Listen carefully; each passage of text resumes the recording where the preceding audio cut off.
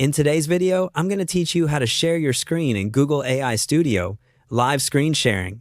We'll move through the interface together so you can start a live session and securely share your screen with the model. I recommend using an up-to-date Chrome browser for the smoothest experience.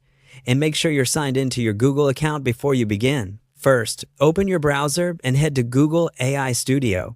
This takes you to the main dashboard where you can experiment with different models and features. If you see a sign-in prompt, go ahead and log in so the tools are fully available. Next, look for the playground. It's the interactive area where you can try prompts and features without writing code.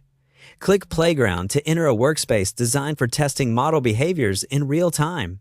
Inside the playground, find the real-time card. This is where Google AI Studio enables low-latency interactions, including microphone, camera, and screen sharing. Click the real-time card to open up the live interaction area. You're getting close to the screen sharing controls. Now choose Gemini 3.1 Flash Live Preview. This option is optimized for fast, responsive sessions, which is ideal when you're narrating or demonstrating something on your screen. Click to open it and give the page a moment to initialize the live environment.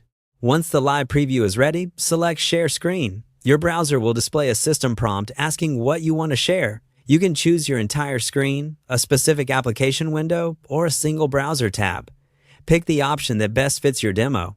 If you plan to share audio from a tab, look for the Share Audio checkbox in the prompt and enable it before you click Share. For privacy, close any unrelated documents and turn off notifications so nothing sensitive appears while you're sharing. After you confirm, you should see a visual indicator that screen sharing is active, such as a highlighted border or a small toolbar. If your browser asks for permission to record the screen, select Allow.